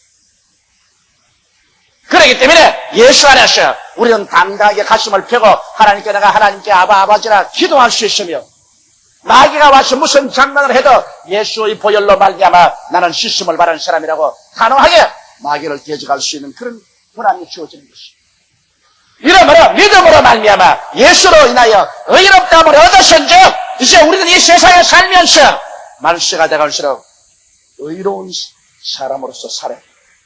우리가 믿음으로 의롭게 된 자격을 얻었은즉 이 세상에 살면서 불의하고 타협하지 말고 의롭게 살아야 돼요. 우리의 생각과 말과 생활에 의가 다가와야 돼요. 오늘 너무나 많은 교인들이 세상에 나가서 손가락질 받는 것은 교회에 와서 입술로 주여 주여 하면서 실제 생활에 의가 없습니다. 불의와 타협하고 자기에게 이익이 된다면 의를 헌신자같이 버리고서 범죄를 행하는 이러한 신자들이 많고 이러한 교회가 있기 때문에 세상에 지탄을 받는 것입니다. 우리는 개인적으로나 가정으로나 우리의 사회생활에서 불의와 타협하지 말고 우리는 그곳이 어느 곳에 가나 하나님의 의를 찾아야 됩니다. 그 나라와 그 의를 먼저 구하라. 하늘나라 구하고 하늘 의를 찾으면 그때는 하나님이 이 모든 것을 너에게 되어주겠다고 말씀한 것입니다. 우리가 타협하지 않고 하나님의 의를 쫓아 살면 우리는 세상을 의지하고 살지 않고 하나님을 의지하고 삽니다. 세상에서 길이 다 막힌다고 할지라도 하나님이 길을 여시는 것입니다. 홍해수를 하나님이 여는 것처럼 하나님이 여시는 겁니다. 세상 사람이 문을 막는다고 해서 하나님도 발짱 끼고 있을 같이 생각하지 마십시오. 불의와 타협하지 않고 의를 따라서 사는 사람에게는 그 마음속에 평강이 있고 마음에 확신이 있고 고요함이 있습니다. 이러므로 오늘 이 시간에 마지막 때를 서는 우리들은 우리 스스로가 예수 믿고 의롭게 된 이상, 하나님이 나를 의롭다고 인정해 주는 이상, 그 하나님의 인정에 쫓아서 우리의 생활이 불의한 생활을 하지 말아야 됩니다. 이 세상이 얼마나 불의로 꽉들어 차고 말세가 될수록 불의가 세상의 상이라니 때 교회조차 불의와 타협을 하고 불의한 생활 속에 들어가서 무리를 짓는다면 이 세상의 빛과 소금은 사라져버리고 세상은 파멸되고 말 것입니다.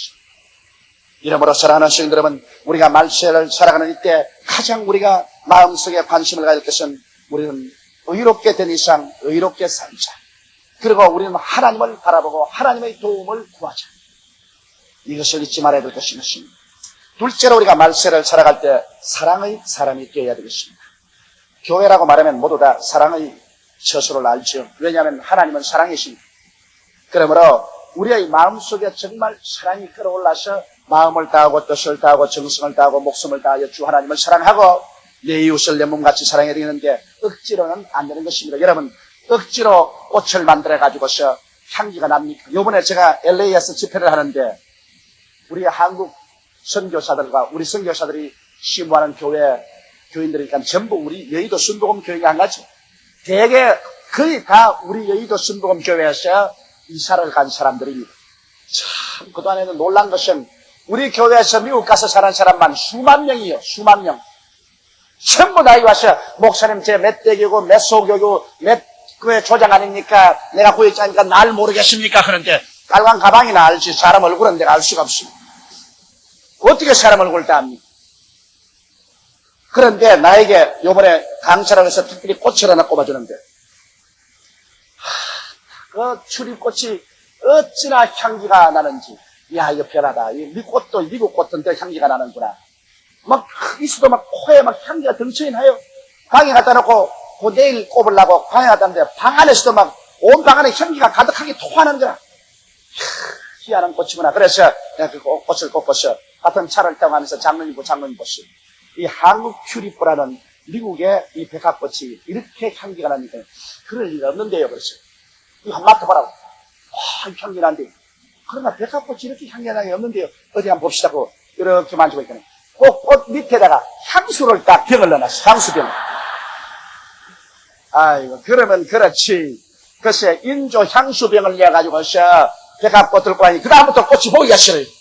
그 자연으로 향기가 나야지. 향수를 숨겨 넣어가지고서 향기가 나더라니까. 그게 무슨 자연적인 백합꽃이겠습니까? 여러분, 사랑도 억지로 내게 이익이 될 때 억지로 지어가지고 향수 넣듯이 사랑하는 건 그 사랑 아닙니까? 속에서 사랑이 끌어올라야지. 이러므로 우리 젊은이들이 남녀간에 사랑하는 것도 부모가 결혼하라 했기 때문에 그렇지 않으면 뭐 지위를 보고 명예를 보고 집을 보고 그렇게 사랑하는 것이 아니고 서로 인격에 끌려서 마음속에 뜨거운 향기 같은 사랑이 끌어올라왔어. 로미오와 줄리엣 같이 뭐 부모가 반대하고 환경이 반대해도 죽자 살자 사랑하는 이런 것은 마음에 끌어오르는 하나의 향기인 것이. 우리 하나님을 사랑하는 것도 그래야 돼. 하나님께 그냥 잡혀가지고서 사랑에 걸려서 그래서 교회 주일날도 오고 하나님께 기도하는 것이 즐겁고 말씀을 읽고 그리스도를 전도하고 하나님께 사로잡혀서 바울이 말한 것처럼 내가 미쳐도 그리스도를 향하여 미쳤고 정신이 온전하여도 너희를 위해서 정신이 온전하니 하나님의 사랑이 나를 강권한도다. 바울같이 하나님의 사랑에 그냥 잡혀서 하나님을 사랑하는 사랑에 그냥 미쳤어요. 그래서 살아 죽으나 흥하나 세하나 하나님 위해서 뛸 수 있는 이런 사랑이 마음속에 와야 되는데 그러지 않고 억지로 부인에게 끌려오든지 남편에게 잡혀오든지 가족들에게 끌려와서 아이고 벌써 주일인가 아이고 죽겠다 아이고 이거 꼭 교회에 나가야만 되느냐. 그리고 교회 주일날 마치고 후유 일주일 또 임무 마쳤다. 이렇게 되면 이것은 참 신앙이 아닙니다 여러분. 그러므로 오늘 말세가 될수록 우리의 마음속에 참 사랑을 가지고 하나님을 사랑하고 믿어야 되겠는데 이 참 사랑이 억지로 율법적으로 생겨나나요? 마음속에 참 그리스도의 사랑은 성령 세례 받아야만 생기라는 것입니다. 마음에 자기 아닌 사력이 와서 자기를 붙잡아 줘야지. 성령의 역사 아니면 안 됩니다. 예수님의 제자들이 3년 반 동안 예수 따라다니면서 예수님 십자가에 잡힐 때 휴제자가 예수 모른다고 맹시하고 저주해서 부인했습니다. 사랑이 마음속으로 안 정했는데 어떻게 하냐. 그러나 그들이 다 오순절날 나가 요한의 다락방에서 열흘 동안 기도하고 난 다음 성령의 충만함 받고 성령의 말하겠음을 따라 다른 방언으로 말하는 이러한 체험을 하고 난 다음에는 그 제자들이 모두 다 피로써 자기들의 신앙에 인쳤습니다. 죽는 것을 두려워하지 않았습니다. 그리스도에 대한 사랑이 그들의 목숨을 빼앗아갔습니다. 여러분, 성경에는 하나님께서 교회를 위해서 이런 비를 부어주시고 늦은 비를 부어주신다는데 2000년 전에 이런 비 성령이 부어주셔서 그때 그리스도의 사랑을 가지고서 땅끝까지 나가 씨앗을 심었는데 이제 늦은 비 성령의 시대가 와서 어느 곳에 가나 성령 역사를 납니다. 옛날에는 성령 받고 하나님의 은사를 행하면 좀 도란 사람으로 알았는데 요사이 세계 어디 가서 성령 받고 하나님 은사를 사용하는 것을 다 부러워하지. 이제는 2다인이 3다인이 그렇게 하는 데가 없습니다. 제가 20년 전만 하더라도 미국이나 브라파에 가서 성령 받게 하고 병 고치고 하면 날 좀 동양에서 온 이상한 사람이 알고 목사라고 안 그러고 날고 꿀이라고 그랬습니다. 꿀이. 그런데 요사이 가서 여러분 성령 받게 하고 하나님의 역사 일어나게 하는 것 모두 다 부러워하지. 카톨릭에서나 신교에서나 이제는 이단이라고 할 만한 데가 없습니다. 만세 마지막 때 하나님께서 성령을 부으셔서 마음에 뜨겁게 하나님을 사랑하게 하는 것입니다. 여러분 예수 믿을 때 이미 성령을 받았지만은 성령 바란 그것에 있지 말고 성령 충만해야 돼요. 그것이 넘쳐나는 것을 성령 세례라고 말합니다. 여러분이 기도해서 입에서 방언이 나올 때까지 은사가 나올 때까지 한번 성령 충만히 바라보십시오. 그래서 성령이 여러분을 붙잡아서 여러분을 강권하면은 여러분 하나님을 사랑하게 됩니다. 이번에 우리 장로님들과 함께 제가 여행을 하고 돌아오는데 어찌 기류가 나쁘든지 태평양 한가운데서 비행기가 호랑스럽게 뛰니까 내 옆에 앉는 장로님이 내가 가만히 있고 목사님 어떡하지요? 어떡하지요? 그래요. 근데 아무 말도 안 가만히 있으니까 나 이런 거 처음 봤는데요. 너무 비행기가 너무 뛰는데요. 요 사이 자꾸 비행기가 떨어지니까 아마 장로님이 마음이 괴로운 모양입니다. 내 속으로 장로님 아내도 있고 자녀들 대신에 괴로운가 보다. 나 말은 안 했지만은 내 속으로 앉아가지고서 내려가면 태평양 바다에 가라앉으면 오늘 저녁에 장로님들과 함께 예수님과 한 상에서 밥 먹을 건데 그럼 날 때는요 하나님 뜻대로 하시고 나는 마음이 참 편해요. 그 성령님이 아니고는 그런 마음에 편한 게 없습니다. 살면 또 살고 또 가면 또 오늘 예수님과 함께 한 자리에 앉을 것이고 가지건 뭐 있으나 가나 다 주님 뜻대로만 하시옵소서. 바울이 말한 것처럼 사나 죽어라 죽어일 것이로다. 이것은 성령이 와서 우리 마음을 안 잡으면 그런 것이 안 돼요. 그렇기 때문에 여러분 말세 우리가 사랑의 사람이 되어서 정말 하나님을 사랑하고 하나님의 사랑 속에 감격해서 살아야 이 어려운 때, 이 마귀의 유혹으로 이 요란스럽고 이 부패한 세계 속에서 신앙을 순진하게 지키고 살아갈 수 있어요. 사랑 없이 신앙을 순수하게 지킬 수 없는 것입니다. 이와 같은 하나님을 사랑하는 마음과 하나님께 사랑받는 뜨거운 사랑이 있어야 그 사랑으로 자기도 용납하고 용서하고 사랑하고 자존심도 가질 수가 있고 또 이웃을 내 몸같이 사랑해 줄 수도 있는 것입니다. 사랑이라는 것은 여러분 이해하고 용서하고 동정하고 그리고 남을 기쁘게 하는 게 사랑입니다. 하나님을 사랑한다면서 하나님 미워하는 것만 달려서 하면서 하는 것 그게 어떻게 하나님을 사랑하는 것입니다. 하나님을 사랑하는 것은 하나님을 기쁘시게 하는 것이 하나님의 사랑이죠. 부모가 자식을 사랑하고 자식이 부모가 사랑하는 것은 서로 기쁘게 해주는 것이 사랑하는 것입니다. 이러므로 오늘 말세 진실로 우리 예수 믿는 사람들이 하나님을 사랑하고 이웃을 내 몸같이 사랑하는 그러한 삶을 살기 위해서는 성령을 충만함을 받아야 돼요. 성령 없이 이러한 역사는 일어나지 않습니다. 신앙적인 성실이나 의식이나 지식을 가지고는 이런 일이 안 됩니다. 신앙생활은 지식의 생활이 아닙니다. 물론 공부하겠지만은 그러나 우리의 마음속에 성령의 불길이 타오르고 하나님의 생명의 역사가 마음에 일어나셔 마음의 깊은 감동으로 말미암아 목숨을 바치고도 나갈 수 있는 이러한 심경의 변화와 흡인력이 마음에 있어야 되는데 이것은 성령의 역사 없이는 절대로 이루어지지 않습니다. 이렇기 때문에 바울이 에베소에 가서 보니 예수 믿는다고 하면서도 형식적인 신앙만 가지고 있기 때문에 바울이 물은 첫 질문이 너희가 믿을 때 성령을 받았느냐? 성령이 있음도 알지 못합니다. 그러면 그렇지.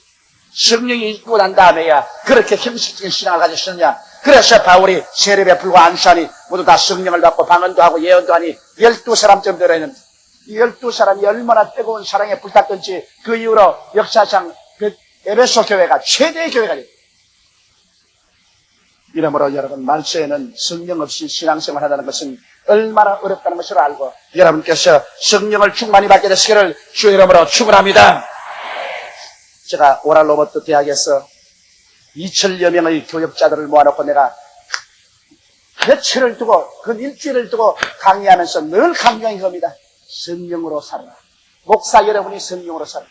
목사가 성령으로 안 살고야 어떻게 교인들을 성령으로 이끌 것이냐. 성령님을 인정하고 환영하고 모시드리고 의지하며 매일매일 성령으로 충만하라. 하루 1시간씩 기도해라. 목사가 되려면 적어도 3시간은 기도해야 된다. 아주 시아버지 노릇을 많이 했습니다. 그러니까 나중에 그 미국 사람들이 와서 그래요. 이제 죽었다. 우리 이제 죽었다. 그러니까 내가 한 사람 만나서 당신 얼마나 기도하니까 15분 기도한대요 하루에. 그래서 내가 세상에 목사가 15분 기도하고 무슨 설교하냐. 그것도 목사님 조용기 목사님 책을 읽고 난 다음에 좀 그것도 길어져서 15분입니다. 1시간 기도하는 사람을 좀처럼 발견할 수 없어요. 그러니 어떻게 성령으로 충만할 수 있어요? 성령 충만이란 기도와 정비례합니다. 적어도 1시간 이상 기도하면 성령으로 충만해질 수 있어요. 적어도 주의 종은 하루에 2시간, 3시간씩 기도해서 하나님의 성령께 자로잡혀서 능력과 사랑으로 목회해야 되는 것입니다. 셋째로 우리가 이 말세를 살아가기 위해서는 지혜로운 사람, 지혜로운 생활을 해야 됩니다. 성경은 말하기를 너희가 어리석은 자가 되지 말고 지혜로운 사람이 되라. 이 때가 악하다고 말했습니다. 하도 세상이 악하기 때문에 지혜로운 사람이 되지 않고는 올무에 걸려서 박살이 나고 마는 것입니다. 어떻게 하면 지혜롭게 살까요? 참 지혜는 하나님을 경외하는 것이 참 지혜입니다. 여러분 가정에도 부모를 잘 공경하고 부모를 두려워하는 자녀들은 부모 앞에 앉는 것도 겸손하게 앉고 걸음걸이도 조심하고 어느 심사를 다 조심합니다. 우리가 하늘에 계신 하나님을 경외하고 두려워하면은 우리의 이 땅에 살면서 우리의 어느 심사 행동을 경건하게 조심해서 살게 됩니다. 안 갈 때는 안 가고 못 볼 것 보지 말고 아니할 것 아니하고 이렇게 사는 것이 지혜로운 것입니다. 내가 요번에 가보니까 샌프란시스코의 게이바라고 해서 옛날에는 이 동성연애하는 사람들이 큰 목욕탕이 있는데 그 목욕탕에 와가지고서 막 엉망진창입니다. 인간도 아니고 개도 아닌 그런 삶을 사는 그 게이바. 샌프란시스코가 가장 유명합니다. 요번에 아이들은 병이 와가지고서 게이들이 모조리 그냥 이 병에 쓰러지니까 게이바가 추풍 낙엽이에요. 이제는 그 목욕탕도 문을 닫고 게이들이 다 벌벌 떨어가지고서 이제는 그러한 생활을 못해요.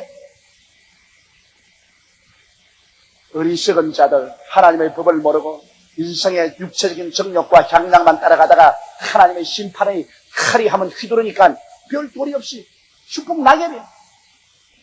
그러나 이 세상이란 아무것도 아닙니다. 이 세상에 지혜 없이 행하고 하나님 두려워하지 않고 자연자재하고 육체의 정욕을 쫓아 행하다가 마지막 심판의 날에 하나님의 추상 같은 명령을 듣고 영원히 불과 유황으로 타는 못에 거꾸로 떨어지고 난 다음에 그때 당할 고통과 절망은 이 세상에 사람의 말로 형용할 수가 없을 것입니다.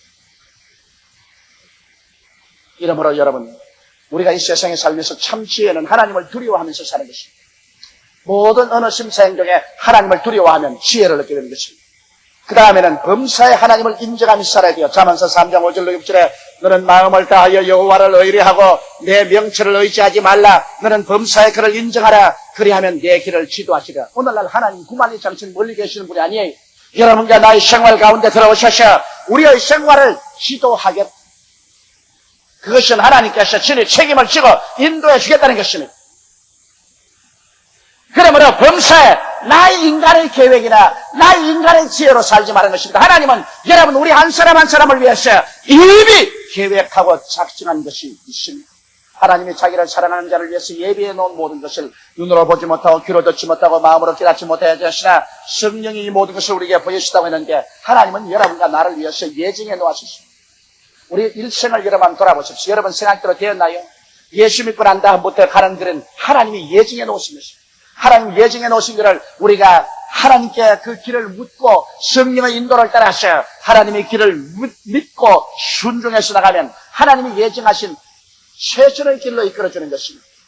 언제 하나님께서 아담과 하와를 위해서 에덴 동산 예비해 놓지 않고 아담 하와 불러냈나요? 아담 하와가 하나님을 배반하고 인본주의가 되어서 하나님을 거역하고 나왔기에 자기 스스로가 자기를 위해서 예비하자니 가시와 은긋티가 나고 온 세상에 미움과 절망이 받들어 찼지만 오늘 예수 믿는 사람은 하나님이 천국을 예비해 놓은 것처럼 여러분과 내가 매일매일 사는 길을 예비해 놓고 있는 것입니다. 이러므로 두려워할 것 없고 무서워할 것이 없는 것은 하나님이 우리 위해서 예비해 놓았으므로 마음이 안심하는 겁니다. 저는 마음에 늘 안심을 하고 살아요. 하나님이 저 용기를 위해서 이제 앞으로 남은 생에도 하나님 예비해 놓았다. 가장 좋은 길을 예비해 놓았기 때문에 내가 할 일은 하나님 앞에 믿고 순종하는 것입니다. 예비해 놓았다는 것을 알니 마음이 안심이 되고 그 다음 성령이여 하나님이 정한 길로 이끌어 주시옵소서. 내 길대로 마옵시고 아버지의 길로 이끌어 주옵소서. 그리고 아버지의 길을 보여주시면 나는 무엇은 어떤 일이시도 믿고 순종합니다.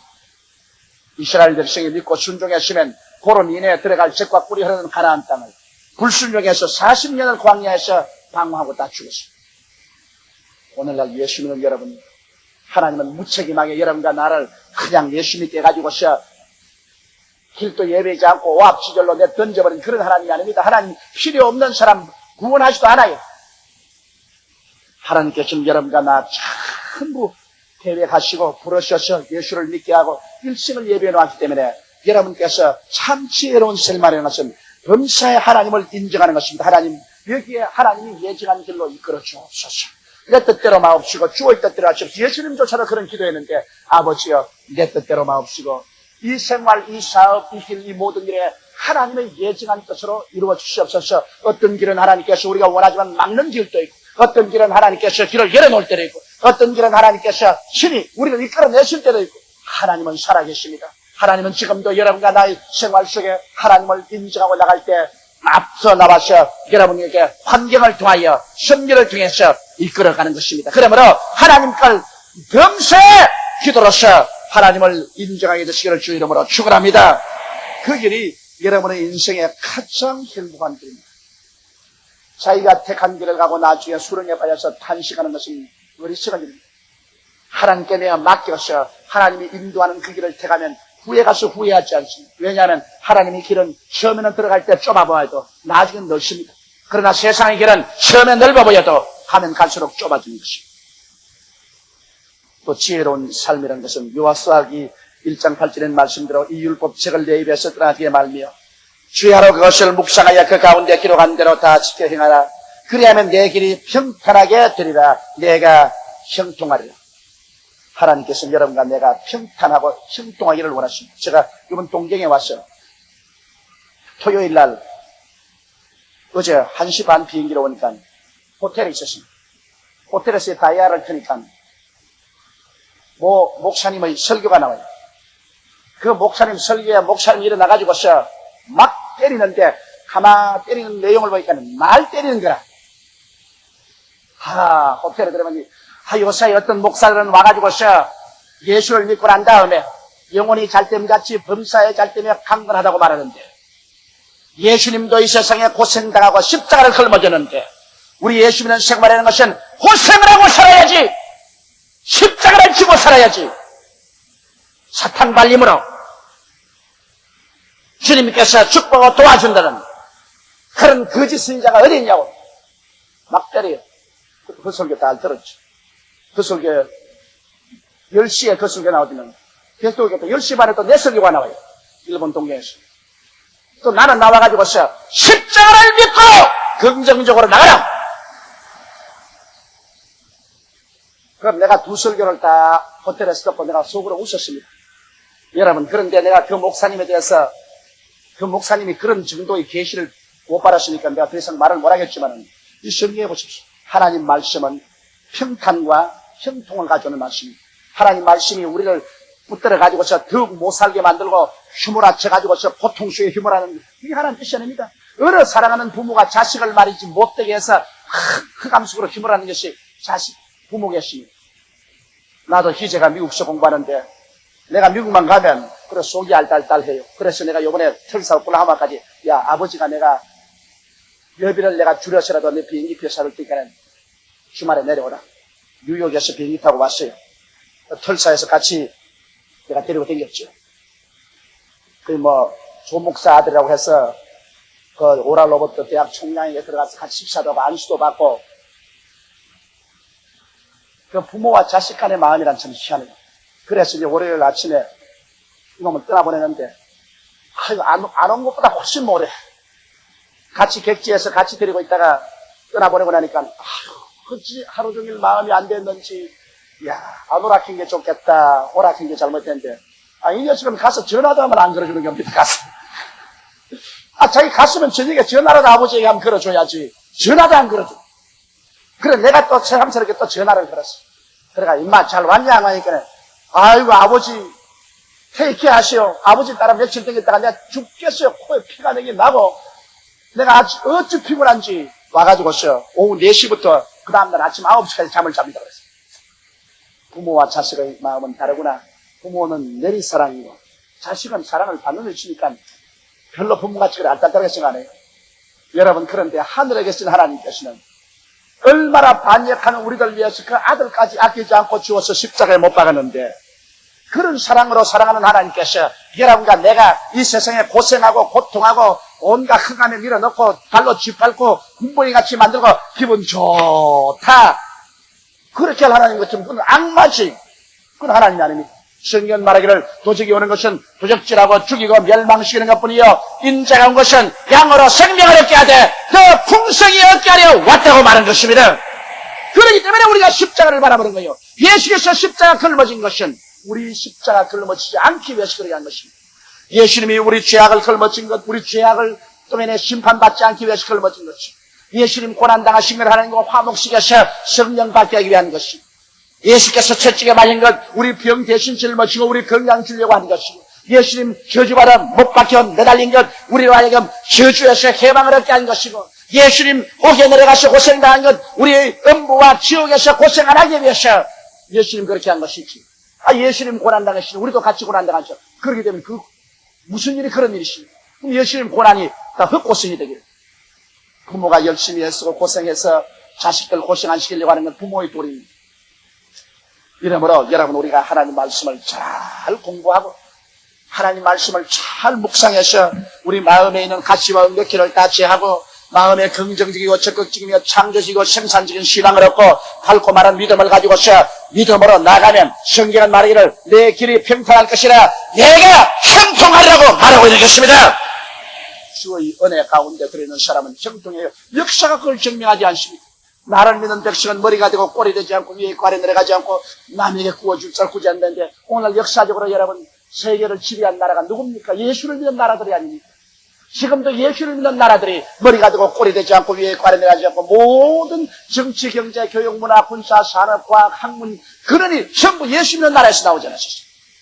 누구나 보고도 이걸 부인하려고 하는 사람들이 있으니 정말 탄식스러운 일인 것입니다. 그러나 여러분, 우리는 지혜로운 자가 되어서 어리석은 자의 말을 듣지 말고 하나님 말씀을 귀하로 읽고 묵상하고 거기에 있는 말씀을 우리가 따라서 실천할 때 하나님께서 우리의 길을 평탄케 하고 우리를 형통케 해줄 것을 믿게 되시기를 주의 이름으로 축원합니다.